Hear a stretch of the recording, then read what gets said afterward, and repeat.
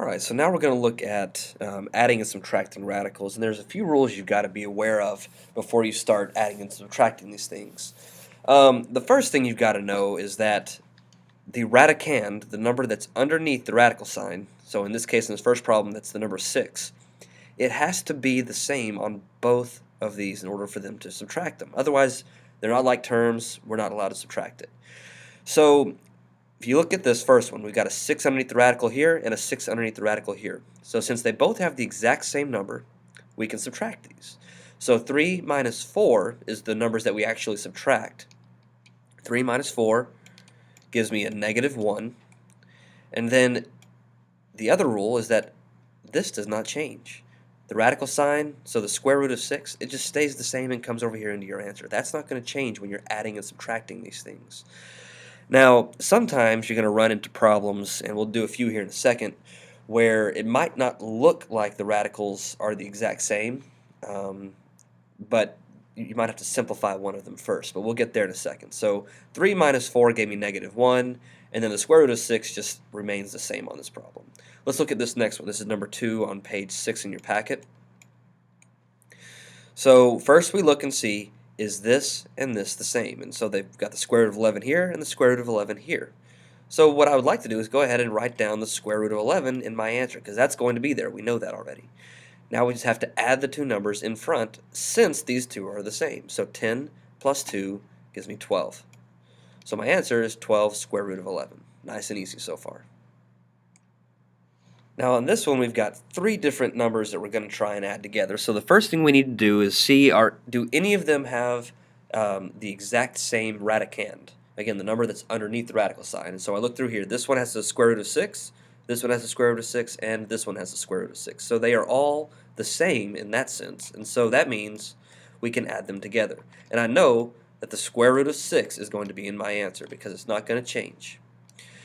So now we're going to take the numbers in front of each of these, and we're going to simply do whatever operation it's asking us to do. So negative 3 plus 10 minus 2. So negative 3 plus 10 gives me positive 7. Positive 7 minus 2 gives me a 5. So my final answer on this one is 5 square root of 6. So you can do this with as many terms as you want to. I mean, we could have 5, we could have 7, we could have even up to 10 if you really wanted to. Different radicals that you add together. You probably won't see too many of those. But I just wanted to show you that you can add multiple radicals together just as long as they all have the exact same radicand every single time. Alright, so now we've got numbers 4 and 5 on here, and this is one of those that I was talking about a second ago, where it might not look like it, or like just looking at these problems, they don't have the same number underneath the radical sign. Neither one of them do.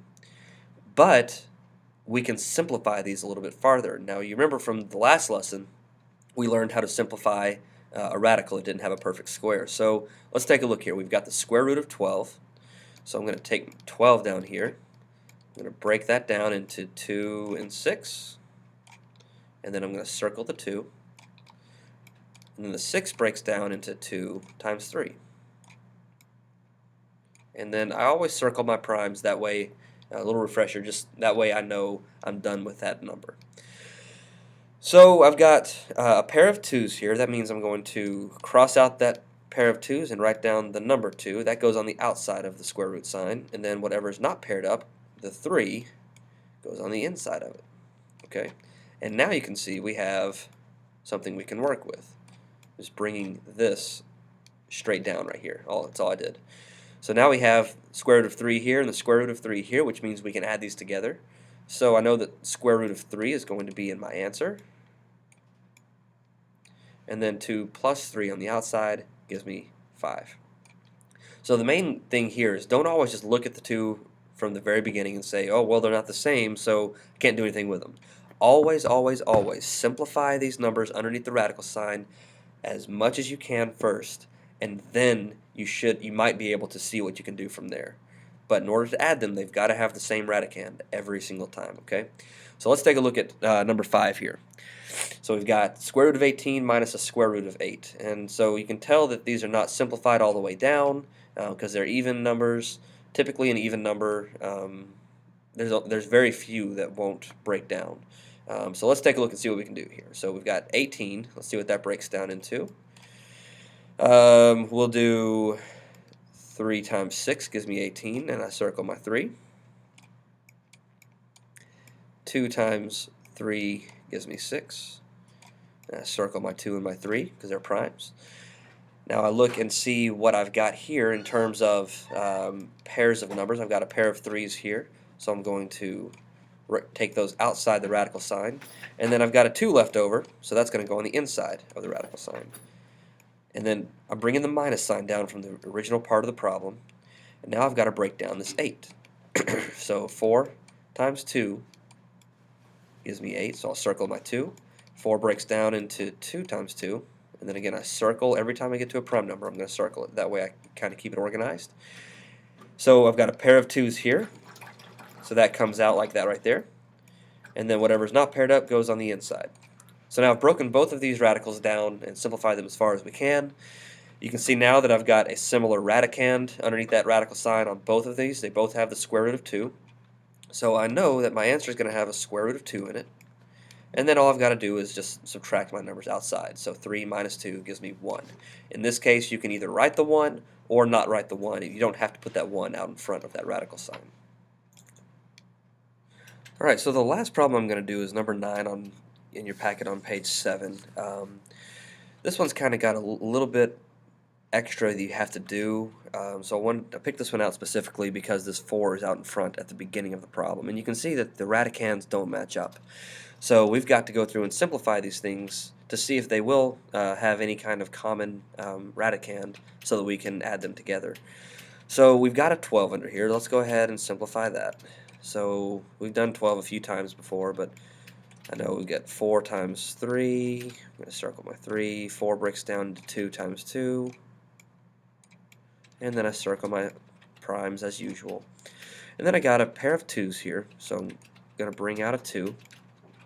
And then I've also got a 4 that's already out in front of this, so I've got to keep that 4 out in front and multiply it times the 2. And then everything that's not paired up is going to go underneath the radical sign here, so it's going to be a 3. So 2 times 4 gives me 8, and then we have square root of 3.